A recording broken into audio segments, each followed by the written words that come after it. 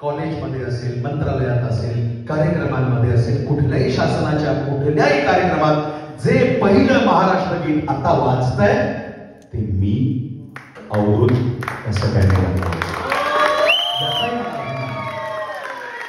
किंवा जेव्हा माझं महाराष्ट्र गीत सुरू होतं, आता माझ्या तरी शपथविधी झाला, मोदी साहेब आले किंवा अनेक कार्यक्रम होतात, शासनाचे कार्यक्रम होतात, तिथे महाराष्ट्र गीत माझं गाणं वाजतं आणि जेव्हा माझी ओळ येते तेव्हा माझ्या अंगावर काटा येतो की आपण किती भाग्यवान.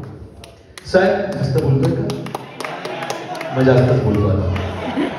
काय होतंय की आपण किती भाग्यवान आहोत की मी एकतर माझ्या विठ्ठल आणि वत्सलाच्या पोटी जन्माला आलो, हे माझं पहिलं भाग्य. दुसरं भाग्य, मी लोकसंगीत गातोय, मी ही लोककला जपतोय. आणि तिसरं भाग्य, मी महाराष्ट्राच्या मातीत जन्माला आलो. ऐकूया